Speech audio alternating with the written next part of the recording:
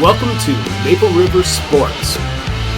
There were 10 contests played in Week 3, so buckle up, we've got a lot of sports. But first, let's meet our sponsors. Maggie J's Restaurant and Bar, where fresh and flavor come together. All About the Yard. We're dedicated to helping you enjoy your lawn. Please call John at 341-8170 for a free estimate. Emerald Travel and Cruises. Without a travel agent, you're on your own. M&M Insurance. Insurance you can rely on from people you know. Kilty's Market. We are your local community connection for high-quality foods, friendly service, and great prices. Mapleton Area Foundation. Enhancing the Mapleton area by supporting programs like this. For the first time since 2010, the Eagles opened a season with 2 losses. The Cardinals took the opening kickoff and drove 65 yards on 14 plays, most of it through the air. With the 2-point conversion, they led 8-0. The Eagles were driving when they turned the ball over on an interception. However, the defense responded with a quick fumble recovery that gave the offense the ball for a second possession. This time, the Eagles capitalized, driving 30 yards for the touchdown. With a failed 2-point conversion, the Eagles trailed 8-6. Both defenses then stiffened and forced punts, but just before halftime, the Cardinals drove 88 yards on 17 plays to take a 15-6 lead into the locker room. In the third quarter, the Eagles' offense sputtered and went 3 and out. On their first possession of the half, the Cardinals capitalized. Once again, they chipped away at the Eagles' defense, taking 13 plays to drive 78 yards for a 22-6 lead. The Eagles put together a short drive that pushed into Cardinal territory, but they turned it over on downs. With the game in peril, the defense responded. Wyatt Burr broke through the line and disrupted the quarterback-running back exchange, snatched the ball, and then ran for a 42-yard return to tighten the score to 22-12. Unfortunately, on their next possession, the Cardinals responded with a 4th long touchdown drive to bring the score to 29-12. While the Eagles' offense turned it over on downs on their next possession, the defense gave them the ball right back after forcing a punt.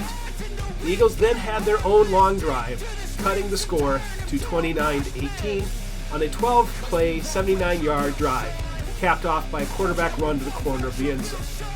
While the Eagle defense did manage to force a punt, the offense turned the ball over on downs, and the Eagles dropped their second loss.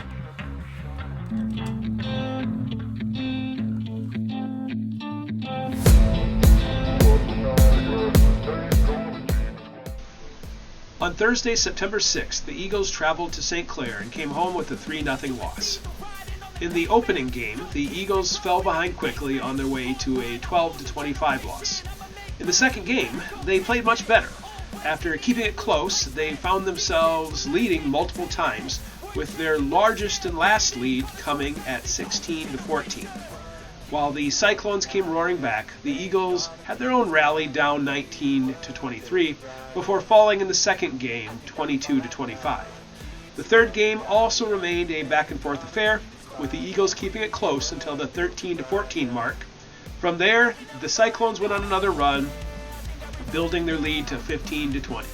The Eagles held them off for a few more points before losing the third game 17-25. At the home tournament on Saturday, September 7th, the Eagles earned their first win of the year against Cedar Mountain. The Eagles dropped a close first game, 22-25, and then they rebounded with a dominating 25-15 second game. In the deciding game, the Eagles took a 16-14 win to win their first match of the season. As a team, the Eagles had a 63-50 advantage on digs, a 9-7 advantage on aces, and played together as a team with a 29-17 advantage on assists. Allie Boning led the team with 15 digs and a block. Ella Schul led the team with 5 aces. The Eagles once again struggled in the opening game, losing the second game of the tournament to Martin County West. In the opening game, the Eagles fell 25-13, but bounced back to lose a very close 25-22 second game. Martin County West led all three categories 20-3-16 on assists, 8-2 on aces, and 46-42 on digs. For the Eagles, the errors piled up to 31, with the Mavericks committing 19. In the third match of the day, the Eagles began with a similar result, a 25-22 loss in the first game. The scrappy Eagles battled back for a 25-15 win in the second game and a tight 16-14 third game win to take the match. The team statistics flipped, with the Eagles winning all three areas, a 29-17 advantage in assists, a 9-7 edge in aces, and a 63-50 margin in digs. The Eagles also managed to conjure up 2.5 blocks. While they still committed more errors than Sibley East, it was a tighter margin, 36-33. Allie Boning had 15 digs and a block, while Michaela Johnson provided 2 aces. The Eagles lost their fourth game of the day to St. Charles, but managed to break a trend. They won the first game 25-15. Although St. Charles took the next 2 games, head coach Jackie Deering came away from the weekend tournament feeling positive. She said, "Our defense was more scrappy on Saturday than I've seen it this season. We were able to keep balls alive and let other teams make the mistakes. The 2 matches we lost on Saturday were very close games, and we couldn't finish it out ahead. Going forward, we're going to continue working on our defense as well as getting our offense to be more aggressive while limiting our hitting errors." The cross-country team traveled to Montgomery on Thursday, September 5th to participate in the Jerry Smith Cross Country Invitational. The boys' varsity team was led by Kaysen Hollerick, whose time of 18:36 placed 46th. Senior Anthony Gupillion finished at 21 even, which placed 124th in a field of 196 runners. Freshman phenom Sophie Stenzel once again had an outstanding race, placing 6th with a time of 19:49.7. Her teammate Dahlia Schneider posted a time of 25:38 to place 124th. The third freshman runner, Kaya Winner, ended up in 145th of 172 runners with a time of 27 even. In the junior varsity bracket, sophomore Nolan Walker posted a time of 24:25 to place 143rd in a field of 203 runners. 8th grader Brooklyn Greger had another nice race as she posted a top 12 finish with a time of 24:14 in a field of 115 runners. In the junior high races, 8th grader Zach Woldrich finished in 6th place with a time of 9:41. 6th grader Connor Fitzsimmons crossed the line at 11:29, placing him 74th. Linus Schneider placed 142nd with a time of 14:44 in a field of 153 runners. For the girls, Ada Greger placed 81st with a race of 13:26. Kennedy Kirshner ran 16:44 for 132nd of 138 runners. For years, Rochester Lords has sat at the top of the hill as one of the top tennis programs in southern Minnesota. But on Tuesday, September 3rd, the Maple River Eagles proved to be one of the top teams in southern Minnesota with a convincing 7-0 win. At number 1 singles, Macy Zuri defeated Molly Suino 6-love, 6-love. Tabitha Barkowski followed suit, beating Taylor Sealhammer 6-love, 6-love. Playing a rare singles match, Kelsey Yeager took the number 3 spot, beating Tatiana Duvaut 6-2, 6-1. At number 4 singles, Claire Langworthy topped Grace Langerlud 6-3, 6-2. At doubles, Coach Zern moved a few other people around. Allie Mersman, normally at singles, paired with Nora Davis at number 1 doubles for a 6-3, 6-3 win. At number 2 doubles, Madison Ward teamed with Kennedy Oliver for a tough match, a 7-5, 6-2 win. In the closest match of the day, Reagan Reuter and Kate Davis held off Sealhammer and Campbell 6-4, 7-6. So earlier in the season, in our preseason kind of preview, you talked about a couple of circle the calendar moments, including Rochester Lords, which was you'd said something about it's going to be a test for us. So how did the girls do in the test? Well, when you come away 7-0, that's exceeding what I thought we were going to show up and do.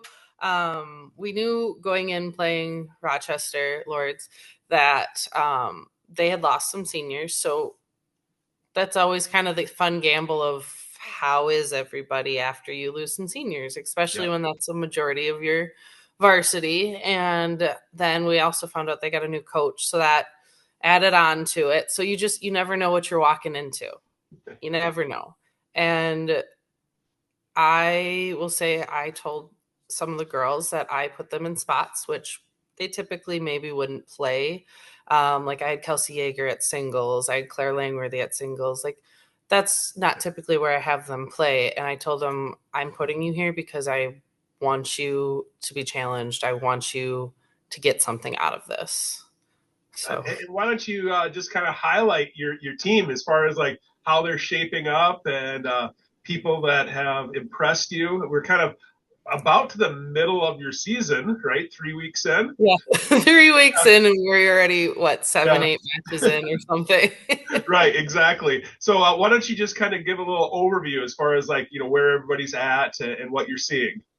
Yeah. So this is the fun part about tennis is we used to always say like you go out there, you play them, the best person's going to win. Like that's just kind of how it is. It's not like any of the other sports where it's kind of an objective, maybe they could be better. So it's weird because I have so many girls that are so good at certain things that when they play each other, you're like, that's not the outcome I thought. But at the same time, good for you. Way to work your butt off and, way to get to where you're at. And so that's where we have like between Allie Mersman and Macy Zuri, like they both could play one singles. They absolutely both should be playing one singles. However, you only have one spot. So that who goes where? And so that's where then it's the toss up of who should be playing where because they're both phenomenal players. And you want to challenge them. You want to give them matches that are going to make them better. You don't want to walk away like the joke was last year. Macy would win 6-0, 6-0 in a matter of 20 minutes. And you don't even have time to get over there to talk to her. Yeah, I'm going to make sure that I'm there to film today. Yeah. Because that's exactly how they would go last year. Her parents would spend more time driving than they would watching her play. Like, and so that's where you're like, that's awesome that you're that good, but we need to give you competition. We need to give you something that's going to actually make you work. And so then if we go back to like Stewartville with her very first match of the season, I don't think any of us knew what to expect, to be honest. But then she goes out there and she's busting her butt and she's actually sweating, which is a good thing for Macy. And she just goes, I've never had to work so hard. And I was like, that's what I wanted. Yeah, excellent. So with that in mind, looking at the rest of September, are there some you're going to sweat kind of games coming up? Oh, yeah. So we play Blue Earth is always great competition. I love playing Blue Earth. They're great people. Their coach is awesome. And we play them, I think it's in a couple of weeks. I don't know the calendar here. But that one will be a very good one because last year it was a toss-up who was going to win in the sections round. And so that one's going to be fun. And then we play Belle Plaine at some point too, and they're usually very good. So that'll be a fun one too. All right. Well, thank you for taking a few minutes before your school day starts, and congratulations on a blistering beginning to your season. That's really good. Good to see you guys doing so well. So take care, Leah. The toughest test of the week came on Thursday against the Rebels of USC in a closely contested home meet, which the Eagles won. Maple River swept all the singles matches while USC took all the 3 doubles matches. At number 1 singles, Macy Zuri easily handled Braylee Neubauer, winning 6-love, 6-love. A Across the court, Allie Mersman took care of business, winning 6-1, 6-1 over Olivia Bungo. Playing number 3 singles, Tabitha Barkowski also had an easy match against Caitlin Reinigens, winning 6-love, 6-love. The drama of the evening came down to the performance of Reagan Reuter at number 4 singles. Lace Hansen challenged Reuter in both sets. In the first, it came down to a break, with Reuter winning 7-5. The second set was also very close, with Reuter taking advantage of a single break, winning 6-4. Meanwhile, the doubles struggled against the Rebels. Kelsey Yeager and Claire Langworthy lost in straight sets, 6-4, 6-2 to Methuen and Hansen. Madison Ward and Nora Davis also lost in straight sets in a close match, 6-4, 6-4. The longest match of the night saw Kate Davis and Kennedy Oliver battle Kozolik and Clore to the third set, losing 1-6, 6-4, 2-6.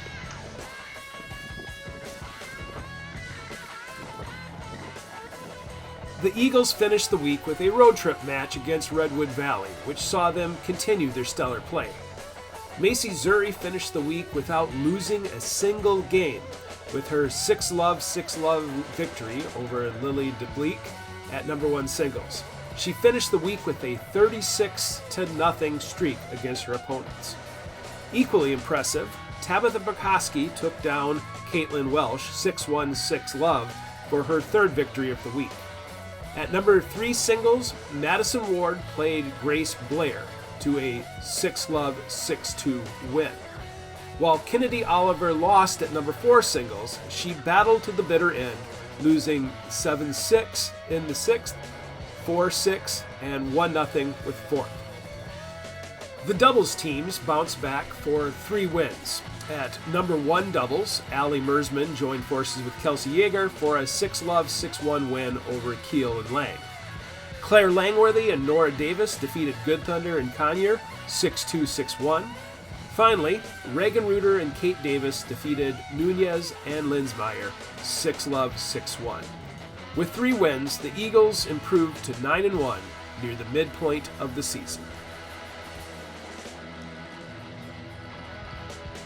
That's week 3 in Maple River sports.